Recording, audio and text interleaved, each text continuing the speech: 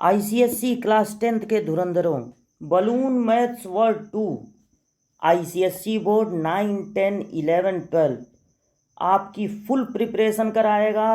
ML Agarwal के सारे example, exercise के सारे क्वेश्चन और सैम्पल पेपर, इतनी तैयारी कराएगा कि आप डिजर्व करें 100 मार्क्स। तो हम लोग पहला चैप्टर यानी कि जीएसटी सारा एग्जाम्पल लगा लिए, आईजीएसटी का भी एग्जाम्पल लगाए, सीजीएसटी एसजीएसटी का भी लगाए, पूरा आप पढ़ लीजिए। आईजीएसटी सिलेबस में हो चाहे ना हो, आईजीएसटी आपको आना चाहिए। और हम लोग पहुंच गए हैं एक्सरसाइज के क्वेश्चन नंबर किस पे, 10 पे। और 10th क्वेश्चन जरा पढ़िए कि क्या है। 10th क्वेश्चन है, the printed price of an article is 50,000। तो जो प्रिंटेड प्राइज है वो 50,000 है। The wholesaler allows a discount of 10% to a shopkeeper. Shopkeeper जब गया तो शॉपकीपर से स्टार्ट करते हैं। पहले आपको हेडिंग डाल देना चाहिए शॉपकीपर। तो शॉपकीपर जब गया और उसको परचेज करने, तो उसको कितने में, कॉस्ट प्राइस कितनी आई शॉपकीपर के लिए, सामान था 50,000 का, यानी प्रिंटेड प्राइस था 50,000, उसमें उसको कुछ डिस्काउंट मिला है 10% का। तो डिस्काउंट को करना होगा माइनस। प्रिंटेड प्राइस है 50,000 और डिस्काउंट इसी प्रिंटेड प्राइस पर मिलेगा। डिस्काउंट हमेशा प्रिंटेड प्राइस पर ही मिलता है। 50,000 का 10%, यानी 10 से इंटू और 100 से डिवाइड। तो 5,000 का डिस्काउंट मिल गया, यानी 50,000 का सामान 45,000 में मिल गया। जैसे ही शॉपकीपर ये सामान खरीदेगा उसको देना होगा जीएसटी, और जीएसटी है 18%। तो 18%, और यहाँ पर देखिए इंट्रा स्टेट है। एक बार पूरा क्वेश्चन पढ़ लीजिएगा। एक बार इस बार इंट्रा स्टेट है। अभी तक जितने भी क्वेश्चन हम लोग लगाए सब इंट्रा स्टेट वाले ही हैं। आईजीएसटी वाला मतलब इंटर स्टेट मिला था हम लोगों को एग्जाम्पल में, इंट्रा स्टेट है, यानी कि यहाँ पर देना होगा सीजीएसटी और एसजीएसटी। सेंट्रल गवर्नमेंट को भी टैक्स मिलेगा और स्टेट गवर्नमेंट को भी। तो इस 18 का आधा आधा करके दीजिएगा। तो ये पिछले वीडियोस देखिए, हर बार पूरा का पूरा इन्फॉर्मेशन अगर आपको देने लगेंगे तो हम लोग की स्पीड थोड़ी कम हो जाएगी, मतलब बहुत कम हो जाएगी। इसलिए आपको पुराना वीडियोस देखना चाहिए। 1 से 8 तक के पूरे सॉल्यूशन यूट्यूब पर हैं हमारे वीडियो में, तो आप उनको देखिए। देखने के बाद इसको भी देखिए। तो इनपुट, जो जीएसटी दिया जाता है उसको इनपुट कहते हैं और जो मिलता है उसको आउटपुट कहते हैं। तो इनपुट सी जीएसटी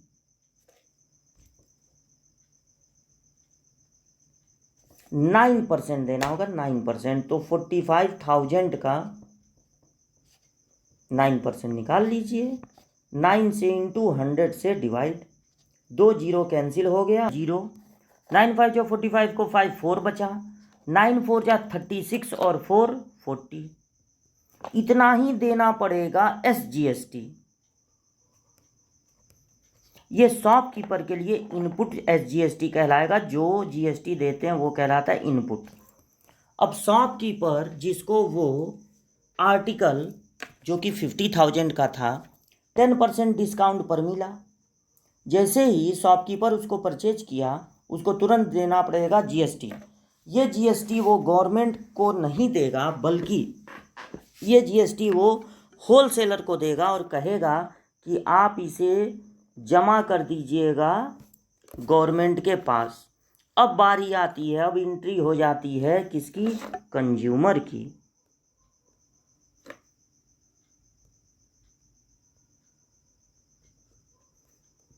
तो कंज्यूमर के लिए कॉस्ट प्राइस कितनी होगी ये पता लगाया जाए सबसे पहले। कॉस्ट प्राइस, तो देखिए कंज्यूमर के लिए कॉस्ट प्राइस क्या होगी। अब किसी तरह एनी हाउ जो शॉपकीपर है इस बार बहुत चालाक, शॉपकीपर पता नहीं कैसे 4% बढ़ा दिया है प्रिंटेड प्राइस को। हालांकि कोई जब देखेगा कि सामान पे लिखा हुआ 100 रुपये और अगर उसका बेसिक प्राइस GST WST तो अलग से जुड़ेगा ही, बेसिक प्राइस दुकान वाला का है 105 रुपये, तो कोई देगा? कोई नहीं देगा।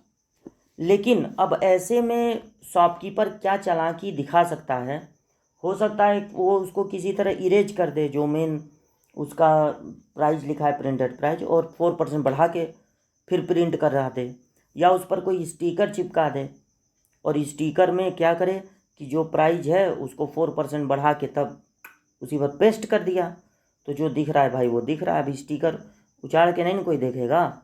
तो किसी भी तरह एनी हाउ कंज्यूमर जब उसको सेल कर रहा है तो उसने जो प्रिंटेड प्राइस है उसके 4% ज़्यादा पे सेल कर रहा है, यानी कि 50,000 प्लस प्रिंटेड प्राइस प्लस, अब यहाँ पर ऐसे ही लिख दे रहे हैं इसको, 50,000 प्लस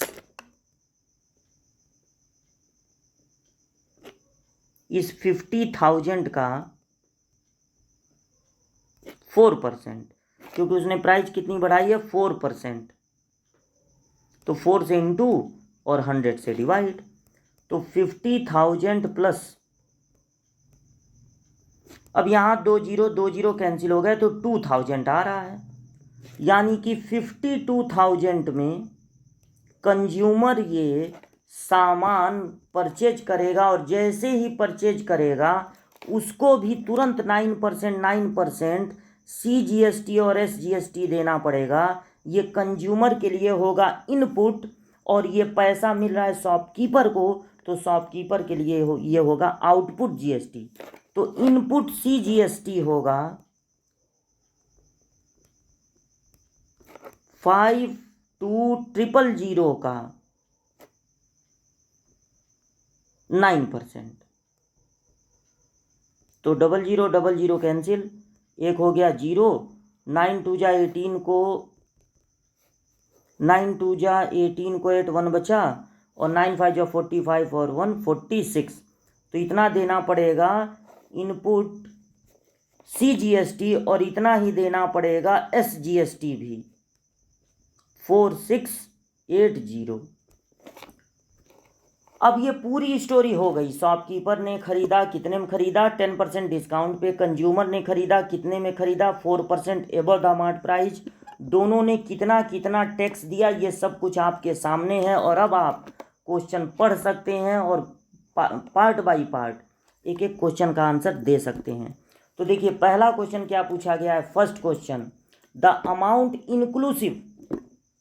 इंक्लूसिव का मतलब होता है ऐड करके, the amount inclusive of tax which the shopkeeper page for the article, shopkeeper ने कितने में परचेज किया ये पूछा जा रहा है।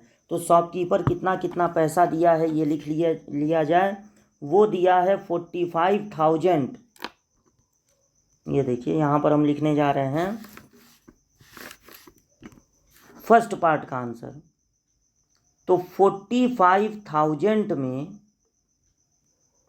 वो सामान मिला है, और 40-50 ये दो ठो टैक्स दिया है वो शॉपकीपर सेंट्रल गवर्नमेंट और स्टेट गवर्नमेंट को। तो 5 5 10 को 0 1 बचा, यहाँ पर 1 हो गया, और 8 5 13 को 3, 53,100, इतना में शॉपकीपर इस सामान को परचेज किया है इंक्लूसिव टैक्स। तो पहला पार्ट हो गया। अब second part, the amount paid by consumer for the article, तो कंज्यूमर को कितना देना पड़ेगा इस आर्टिकल के लिए ये देखिए। तो सेकंड वाला यहाँ नोट कर दे रहे हैं, कंज्यूमर को प्राइस पड़ी है 52,000,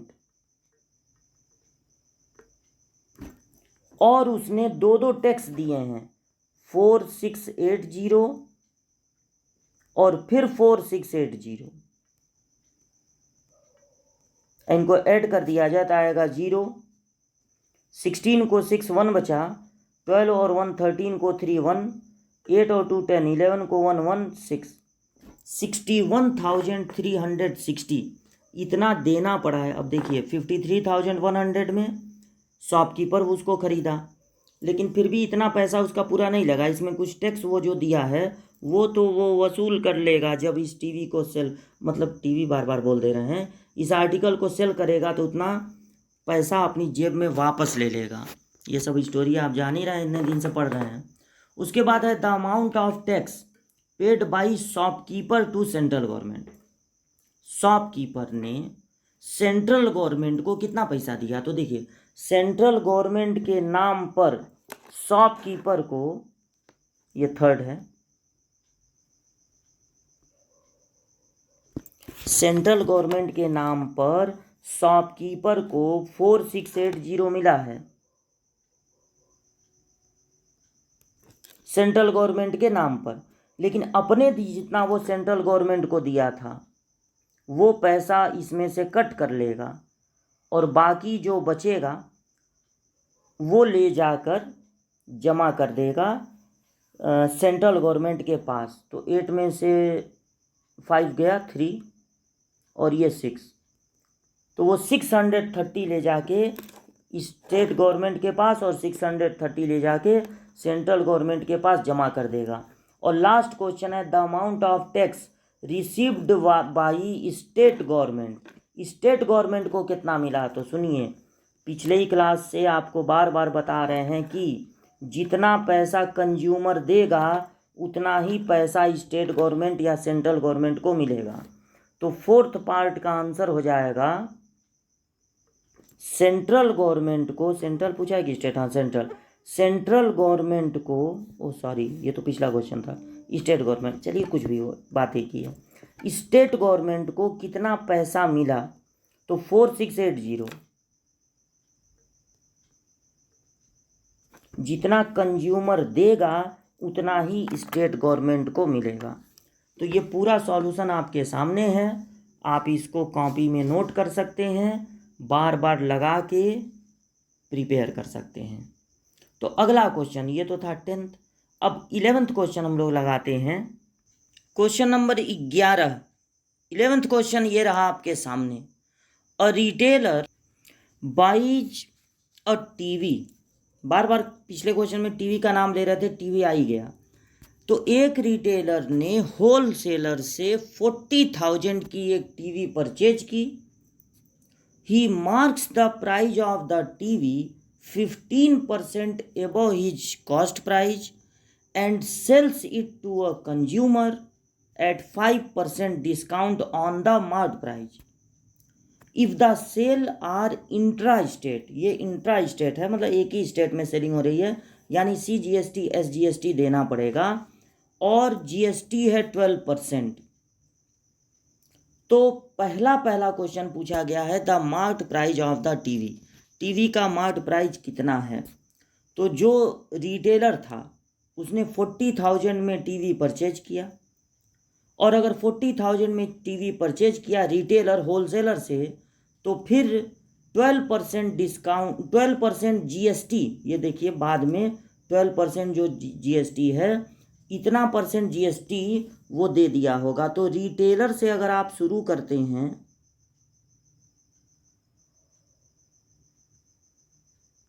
तो रिटेलर ने खरीदा इसे 40,000 में,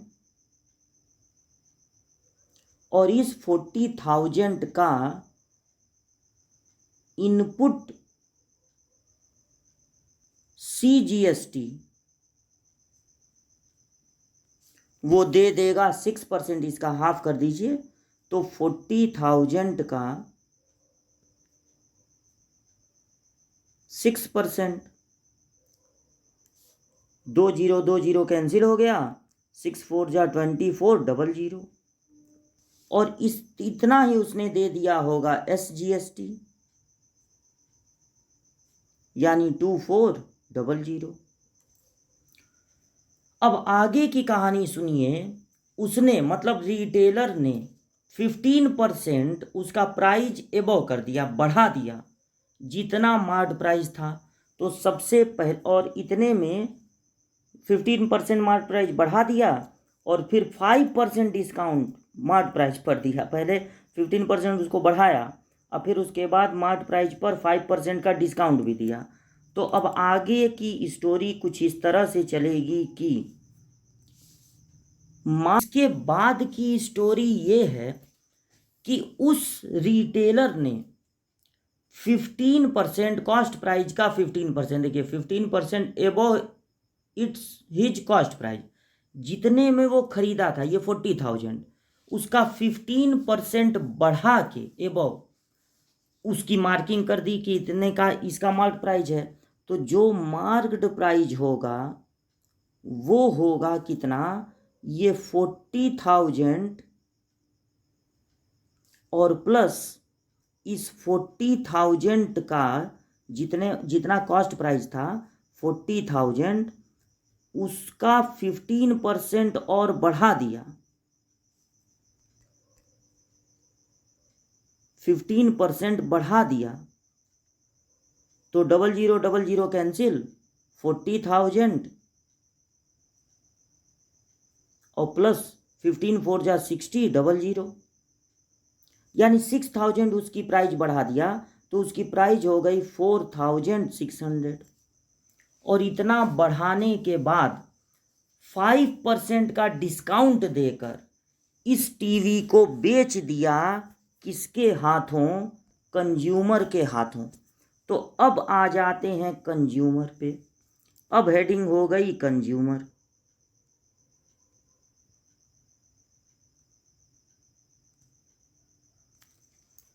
तो कंज्यूमर को वो कितने का पड़ा, उसकी कॉस्ट प्राइस कितनी पड़ी, जितना इस समय मार्ट प्राइस दिख रहा है 46,000, यहाँ पर 30 होंगे, 46,000। तो उस 46,000 पर जो मार्ट प्राइस है उस पर 5% का डिस्काउंट मिलेगा। तो जो 5% का डिस्काउंट मिलेगा तो आप इसको लिख सकते हैं कि मार्ट प्राइस माइनस डिस्काउंट। तो मार्क प्राइस तो अब दिख रहा है 46,000, और इसी 46,000 का कंज्यूमर को क्या पता कि वो कॉस्ट प्राइस कितनी है, कितने में रिटेलर खरीदा होगा। उसको तो जो सामान पर छपा हुआ दिख रहा है वही उसकी कॉस्ट प्राइस लग रही है। तो वो इसी पर डिस्काउंट निकाल देगा 5%। 0000 कैंसिल, तो 46,000 माइनस 10, 5 6 जा 30 को 0 3 बचा, 5 4 जा 23, 2,300, यानी इसका प्राइस कितना हो गया 43,700।